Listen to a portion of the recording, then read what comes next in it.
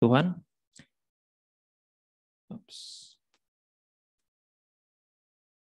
Yakobus 5 ayat 13 sampai 16.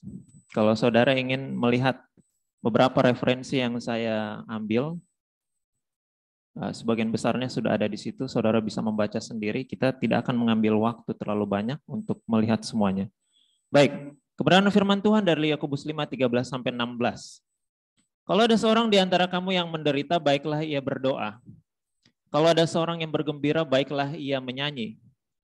Kalau ada seorang di antara kamu yang sakit, baiklah ia memanggil para penatua jemaat supaya mereka mendoakan dia serta mengolesnya dengan minyak dalam nama Tuhan.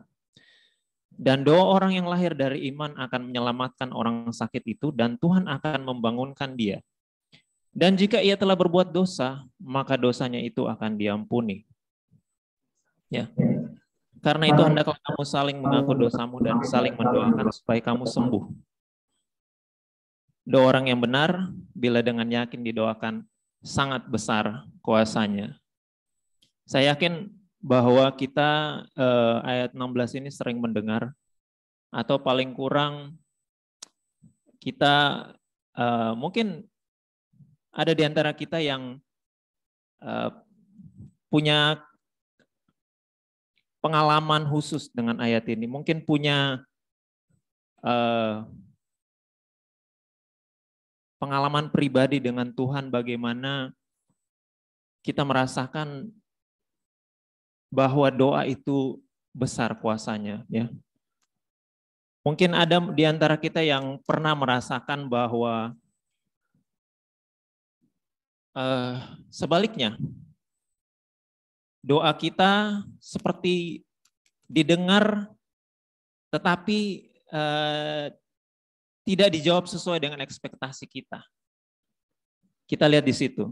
Doa yang didengar dan dijawab oleh Tuhan. Kalau saudara berdoa, tentu kita yakin bahwa Tuhan mendengar doa kita. Tetapi apakah semua doa yang kita doakan itu Tuhan akan jawab? Atau Tuhan akan memberi jawaban sesuai dengan apa yang kita harapkan? Dalam buku Mencari Makna Peristiwa yang ditulis oleh Marcus Marlon, kita bisa melihat di situ ungkapan tentang ora et labora yang pertama kali diciptakan oleh tokoh spiritualis abad keempat bernama Santo Benedictus dari Nursia. Dikatakan di situ, kata labora digunakan untuk mengungkapkan kerja tangan atau opus manual yang berarti berdoa, meditasi, dan membaca. Dengan kata lain, tidak ada pemisah antara bekerja dan berdoa, sehingga keduanya seharusnya dilakukan bersamaan. Istilah ora et labora ini secara harafiah adalah berdoa dan bekerja. Jika diterjemahkan ke dalam bahasa Indonesia, ora et labora artinya berdoa dan bekerja. Lalu apa hubungan antara doa dan bekerja keras? Kita bisa lihat bahwa dalam Alkitab, kerja keras ditunjukkan sebagai kebalikan dari kemalasan. Kemalasan bukan sekedar sifat buruk, tetapi dianggap sebagai kejahatan. Tapi bagi sebagian orang lebih baik tidak berdoa daripada tidak makan. Berapa banyak dari kita yang pernah lihat orang lebih milih untuk tidak berdoa daripada tidak makan? Kita bisa lihat ya di sekitar kita bahwa ketika pandemi terjadi, orang lebih banyak mulai beribadah, orang mulai lebih banyak berdoa, baca Alkitab dibandingkan sebelum pandemi. Dan dari satu segi kita bisa melihat bahwa pandemi ini tidak selamanya punya efek yang buruk. Tetapi justru dia membuat orang mencari Tuhan dan melihat aspek-aspek dari kehidupannya di mana Tuhan tidak hadir dengan sesungguhnya dalam kehidupan pribadi dan pengalamannya. Sehingga kalau kita lihat di sini, kalau kita lihat mungkin doa itu cuma bagian dari kalau kita makan, mungkin kalau kita ada renungan pagi atau renungan malam, Sebenarnya doa ini saya mau lihat sebagai sebuah full time job. Ya, Bapak Ibu. Apa full time job? Apa itu full time job? Kalau kita dari jam 8 sampai jam 5 atau mungkin dari jam 9 sampai jam 5 di kampus kita, ya, jam kantor, itu kita kerja. Maka doa ini harusnya seperti full time job itu, di mana kita jangan sekedar melihat itu sebagai satu bagian yang terputus dari bagian lainnya. Karena kalau kita hanya melihat doa itu, itu doa itu cuma bagian dari kalau misalnya kita renungan pagi atau renungan malam. Seharusnya doa itu seperti sebuah rangkaian yang tidak putus, di mana kita menemukan bahwa kita senantiasa ingin berdoa. Kalau kita hanya melihat doa itu sebagai suatu aktivitas atau sebuah rutinitas, maka kita lama-kelamaan kalau kita lagi ngerasa, kayaknya hari ini saya nggak pengen berdoa. Hari ini saya pengen berdoa. Hari ini saya pengen berdoa. Di situ kita akan menemukan bahwa antusiasme kita atau keinginan kita untuk berdoa itu ya bagaikan rutinitas itu. Kalau istilahnya makan aja kita nggak lewatin. Masa berdoa kita lewatin, gitu kan?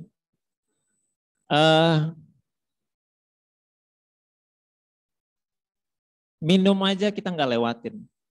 Masa berdoa kita lewatin. Lebih lanjut kita lihat kembali.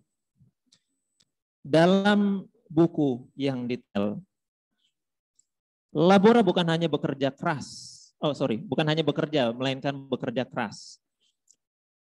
Di dalam bekerja keras itu muncullah istilah laborious, ya, laborious.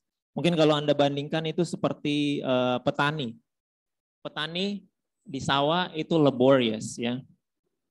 Saya yakin kita ada yang punya pengalaman pribadi ketika berkebun atau bertani.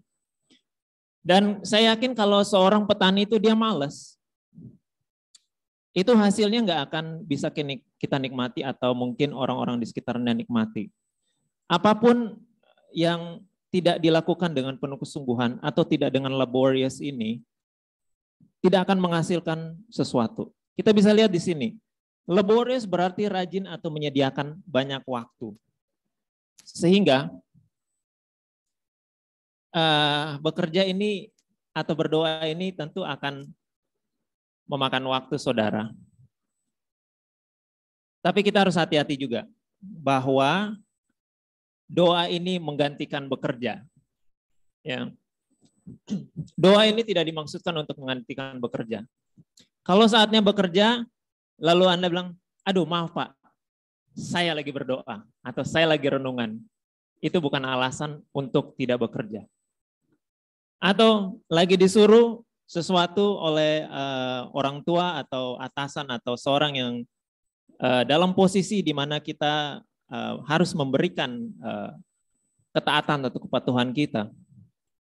Lalu kita masih ada alasan, maaf saya lagi berdoa, maaf saya lagi renungan.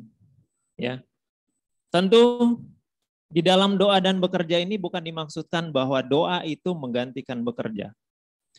Tetapi di dalam apa yang kita lakukan sehari-hari, seharusnya kita menyediakan waktu yang berkualitas. Ya, kalau kita lihat di dalam Amsal, dikatakan bahwa ada orang yang mengantuk dan tidur dan itu dinilai sebagai kemalasan. Ya, ngantuk dan tidur itu tidak selamanya negatif, saudara ya. Kalau memang saatnya tidur, tidurlah. Kalau bukan waktunya tidur, janganlah tidur. Sehingga di sini menyediakan waktu ini, kalau menurut saya itu pagi hari. Ya, Bapak Ibu, subuh, pagi. Karena saya yakin seyakin-yakinnya, bukan tanpa alasan Alkitab menulis bahwa Yesus dia bangun pagi-pagi betul dan dia berdoa.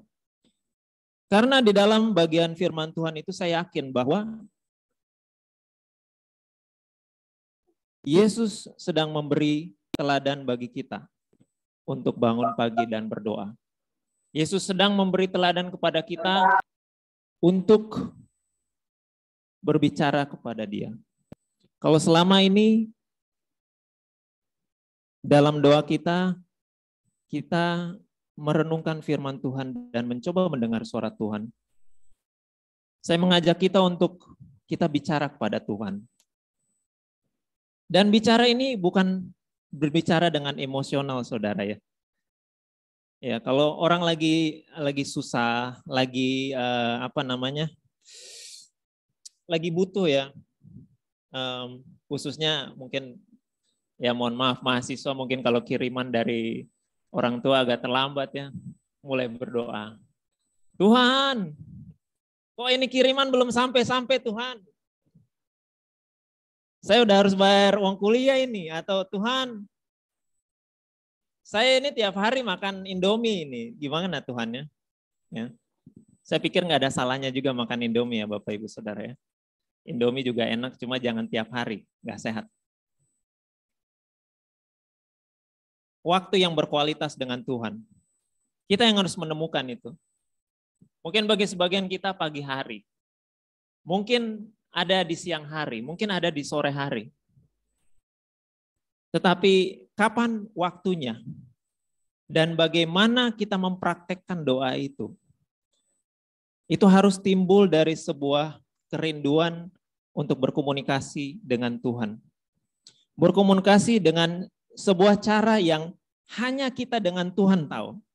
Berkomunikasi dengan sebuah cara di mana hanya kita yang bisa mengalami secara pribadi jika kita melakukannya. Ya.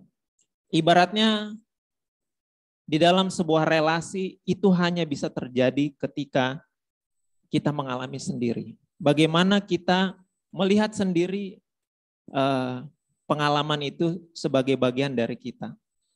Kita bisa mendengar kesaksian orang tentang pengalaman, bagaimana Tuhan menolong. Kita bisa melihat atau mendengar khotbah tentang bagaimana Tuhan memberikan jawaban atas doa. Tetapi kalau kita secara pribadi belum mengalaminya atau belum menghidupinya dengan sesungguh-sungguhnya, saya yakin bahwa kita belum menemukan makna sesungguhnya daripada berdoa atau makna sesungguhnya daripada mengalami Tuhan melalui doa.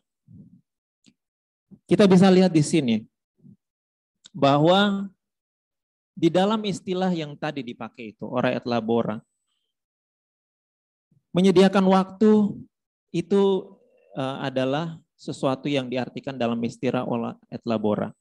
Dan kalau dilihat dari lintasan sejarah, gereja Protestan yang lahir pada abad pertengahan, di situ dihidupkanlah kelaziman membaca Alkitab dan berdoa di kalangan umat. Dan salah satu lahirnya pandangan bahwa bekerja keras adalah kebajikan yang alkitabiah. Ya itu ketika ya, salah ejaan. Lebih-lebih ketika orang Protestan sebagai minoritas harus sering mengungsi untuk mempertahankan hidup. Ya kalau kita perhatikan di dalam pengalaman orang Protestan atau ketika gereja Protestan lahir ini, salah satu cara untuk mempertahankan hidup atau menghidupi hari lepas hari itu ketika orang membaca Alkitab dan berdoa. Mungkin pengalaman kita pada hari ini beda. Hari ini saya yakin lebih mudah buat kita nonton YouTube, buka YouTube pagi-pagi, ketimbang kita baca Alkitab dan berdoa. Saya yakin lebih mudah bagi kita untuk bangun pagi, ya. Lihat dulu video favorit kita atau hal-hal yang lebih mudah untuk membuat kita set the mood, ya. Karena kalau bangun pagi hari itu kita tidak atur mood kita sedemikian, maka sepanjang hari kita akan ngerasa like itu tidak rasanya menyenangkan. Karena kalau pagi hari kita bangun sudah dengan tidak mood yang baik, saya yakin sepanjang hari itu akan mengikuti kita dalam kegiatan kita. Tetapi kalau pagi hari itu kita atur mood itu bukan karena kita mau atur dengan video yang lucu, musik yang enak, dan seterusnya. Tetapi kita mulai dengan bicara dengan Tuhan dulu. Berterima kasih dengan Tuhan dulu. Tuhan terima kasih pagi ini. untuk hal-hal yang kecil. Saudara, kalau, ya mohon maaf, kalau misalnya kita lebih sering berdoa buat kita dan keluarga kita, cobalah kita doakan orang-orang di sekitar kita. Coba kalau kita lihat ada pengemis di sudut sana, ada gelandangan di sudut sana, kita doakan orang itu. Kalau kita belum pernah lakukan, coba saudara lakukan. Saudara akan melihat sebuah pengalaman atau merasakan sebuah pengalaman yang berbeda kalau saudara mendoakan. Tuhan, hari ini aku perlu ini itu. Tuhan, kakakku lagi sakit atau orang tuaku lagi sakit, aku perlu ini itu. Kalau kita melihatnya dengan cara yang berbeda, bukan sekedar urusan-urusan yang setiap hari. Saudara, kalau kita perhatikan, hujan di luar ini berkat Tuhan. Ya, berkat Tuhan. Saya bukan mau mengeluh, tapi saya sedang berjuang juga ya. Panas itu berkat Tuhan. Tetapi seberapa sering kita mengucap syukur untuk hal-hal yang kecil yang Tuhan lakukan. Kalau sampai hari ini kita tidak biarkan Tuhan lapar, itu udah bagus, saudara. Tuhan tidak biarkan kita sampai benar-benar, saya lihat di sini semuanya pakaiannya bagus. No doubt, tidak ada pertanyaan. Ya. Semua di sini berpakaiannya luar biasa. Rapi, wangi semua. Maka saya yakin bahwa sebuah pengalaman pribadi dengan Tuhan akan membuat kita untuk mendoakan orang-orang yang kita tidak pikirkan sebelumnya. Mungkin ada sesuatu yang Tuhan taruh di pikiran atau hati Anda. Mungkin ada orang-orang yang selama ini Anda doakan atau gumuli dalam doa, tetapi Anda lupakan untuk waktu yang lama. Doakanlah itu. Atau mungkin ada hal-hal yang saudara, itu kayaknya nggak penting buat didoakan. Atau itu orang saya nggak kenal. Untuk apa saya doakan orang yang tidak saya kenal? Saudara, inilah yang saya mau bawa kita untuk renungkan pada sore hari ini. Bahwa pekerjaan berdoa itu full time, bukan dalam arti kita ambil waktu sepanjang hari berdoa. Sehingga kita tidak kerjakan hal lain. Tetapi ketika doa itu menjadi pekerjaan full time, itu artinya kita berbicara dengan Tuhan dan kita mengizinkan Tuhan mengarahkan perkataan kita untuk mendoakan negara kita, orang di sekitar kita, orang yang kita kenal dan orang yang tidak kita kenal. Pergumulan-pergumulan yang mungkin sebelumnya kita tidak lihat, tetapi Tuhan mulai bukakan satu persatu. Kembali kita lihat. Di abad pertengahan itu muncullah mentalitas kerja keras yang ulet dan hemat. Dan di zaman itulah semboyan ora et labora mendapat arti yang sesungguhnya, yaitu kehidupan beragama menghasilkan kerja keras. Jadi kalau kita lihat ada orang,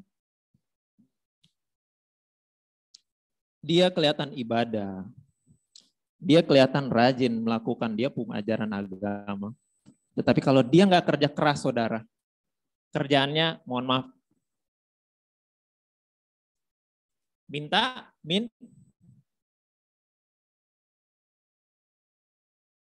itu bukan apa yang Tuhan mau. Ya. Kalau seseorang dia bilang dia rajin berdoa, rajin ibadat, tapi kalau tidak kelihatan dan kerja keras, sebenarnya dia sedang membuktikan diri bahwa kehidupan beragamanya itu sia-sia. Kalau kita lihat ada orang, dia kelihatannya sibuk, dia kelihatannya melakukan banyak hal, tapi dia nggak sedang melakukan sesuatu yang memiliki kualitas yang bermanfaat bagi orang lain atau orang di sekitarnya. Kita bisa pertanyakan, benar nggak sih dia sedang beribadah?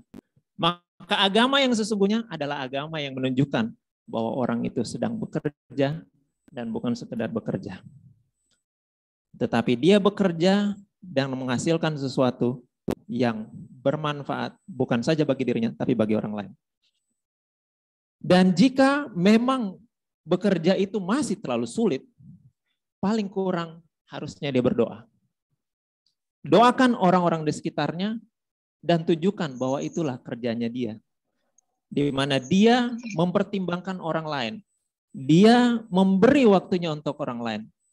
Karena saya pun dan kita pun tahu, mungkin tidak semua orang bisa kita layani. Mungkin tidak bisa semua orang di pinggir jalan kita ambil dan kita berikan apa yang menjadi kebutuhannya. Tetapi paling kurang kita bisa mendoakan mereka. Terakhir, kembali di slide. Saudara, berapa banyak di antara kita yang pernah berdoa untuk orang yang sakit dan jawaban doanya tidak seperti yang kita mau? Berapa banyak atau seberapa seringkah Bapak Ibu Saudara berdoa dan jawaban doa itu tidak seperti yang kita harapkan?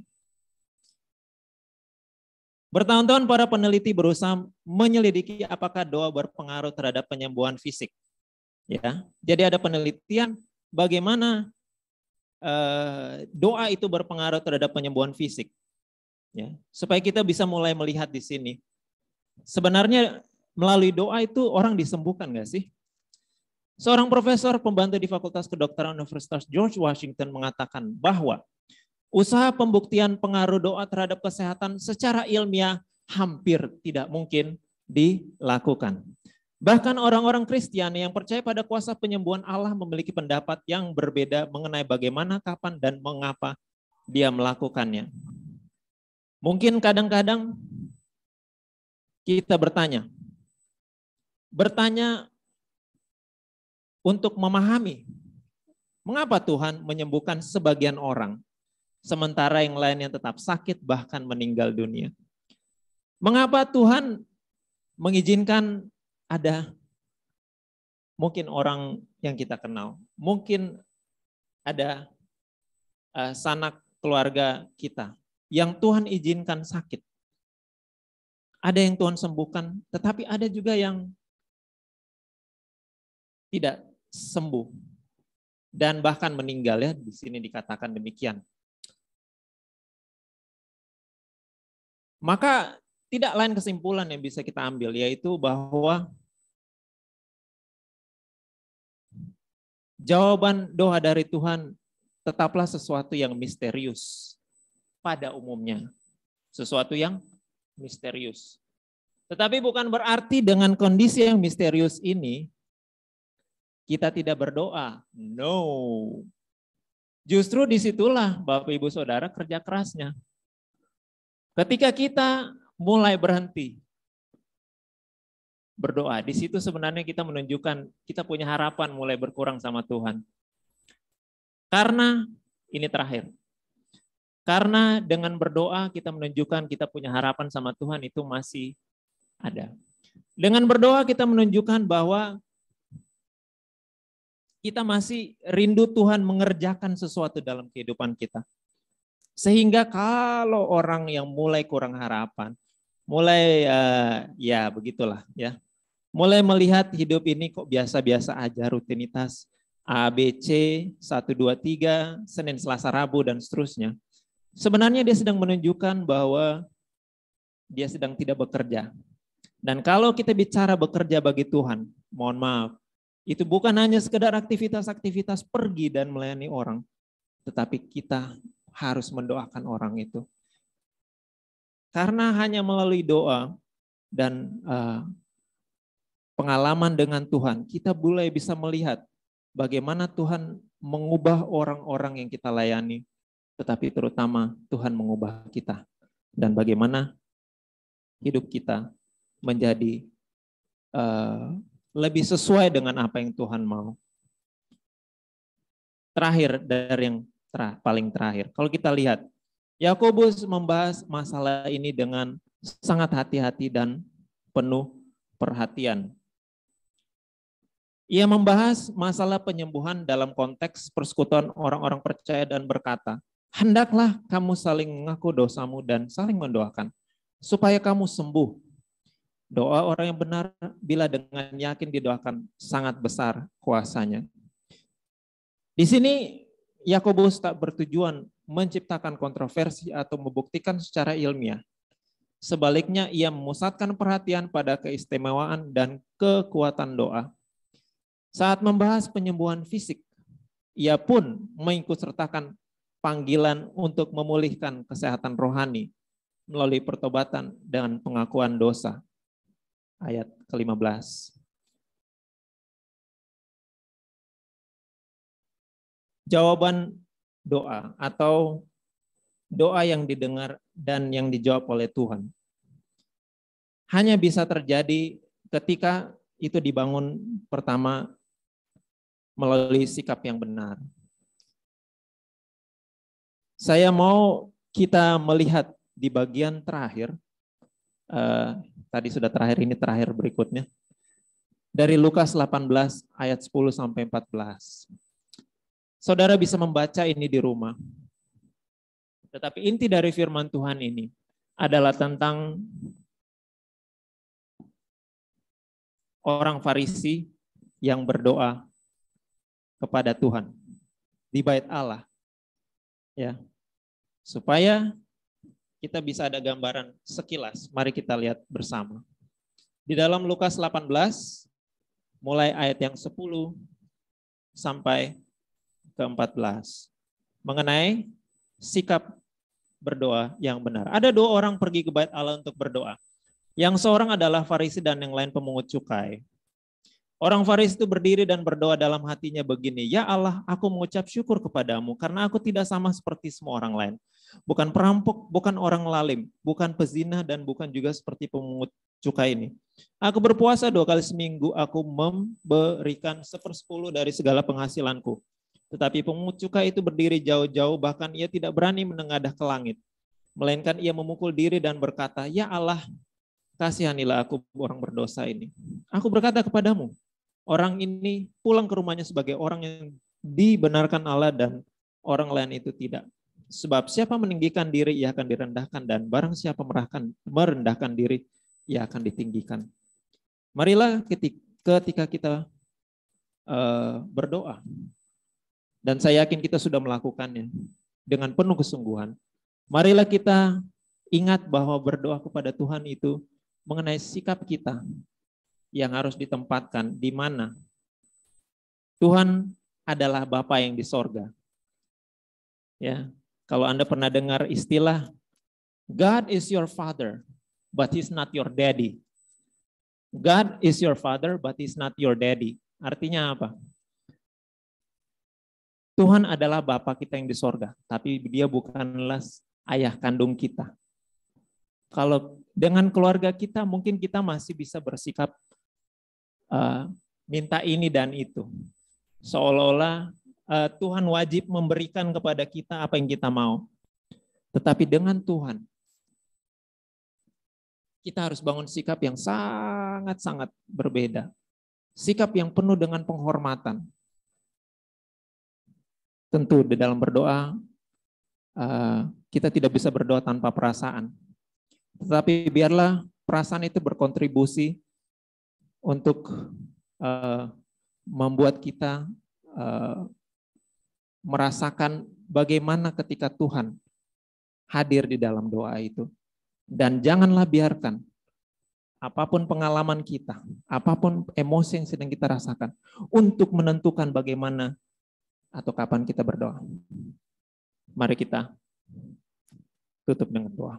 Bapa yang di surga, kami ucap syukur pada sore hari ini. Dalam waktu yang singkat ini, mengenai sikap dalam doa dan doa yang tentunya didengar dan dijawab. Tuhan, ada banyak hal yang belum dibahas dan diuraikan dalam renungan ini. Tetapi biarlah melalui kesempatan yang baik ini Tuhan, ada sebuah kebenaran yang Kau boleh nyatakan dalam kehidupan kami. Ada sebuah petunjuk, bagaikan sebuah peta atau roadmap perjalanan. Agar ketika kami sudah terlalu nyaman dengan keadaan kami boleh merasa sedikit tidak nyaman. Karena kenyamanan yang berlebihan sesungguhnya tidak baik.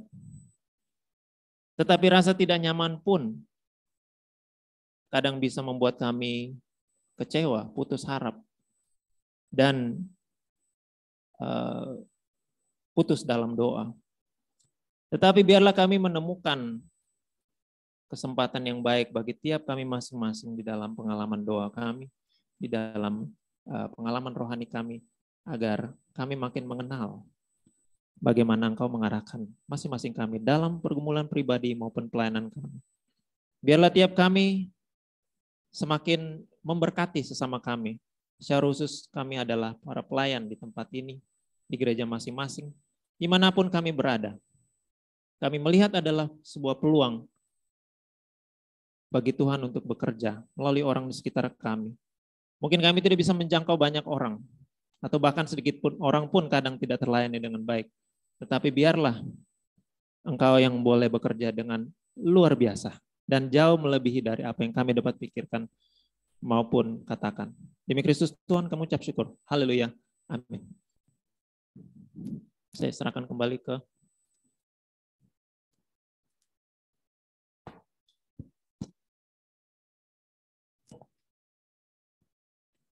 Shalom kepada kita semua, bersyukur pada sore hari ini kita boleh beribadah bersama-sama secara onsite. Kami mewakili pengurus kapel mengucapkan terima kasih kepada semua hamba Tuhan yang terlibat dalam pelayanan, baik WL, singer, pemain musik, dan multimedia. Bersyukur juga kita boleh mendengarkan kebenaran firman Tuhan yang disampaikan oleh Bapak Gilbert Tumatala. Selanjutnya pelayan hari Senin tanggal 12 September 2022 WL Rusdiani, singer Daud dan Angel, pembicara Dr. Andrew Berek, bentuk acara Kapita Selecta. Waktu selanjutnya saya persilakan kepada Bapak Dr. Ajantua untuk mendoa dengan doa.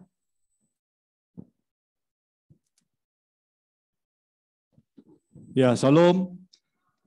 Selamat petang. Saya ucapkan kepada kita semua, baik yang ada di rumah masing-masing, ya, bersyukur kepada Tuhan karena Tuhan memelihara kehidupan kita dan juga memimpin kita sampai pada hari ini. Kita juga bersyukur kepada Tuhan pada hari ini kita bisa menikmati persekutuan yang indah dengan Tuhan dan kita bisa mendengarkan firman Tuhan yang sudah disampaikan oleh hambanya, Bapak Gilbert, bagi kita pada hari ini terkait dengan doa. Ya, sekali lagi kami menyampaikan terima kasih buat Pak Gilbert yang sudah menyampaikan firman Tuhan untuk kita pada hari ini. Dan terima kasih juga kami sampaikan kepada semua pelayan Tuhan sekali lagi. Ya, Tuhan memberkati ya saudara dalam pergumulan dan juga dalam studi di tempat ini. Terima kasih untuk kehadiran kita semua ya yang sudah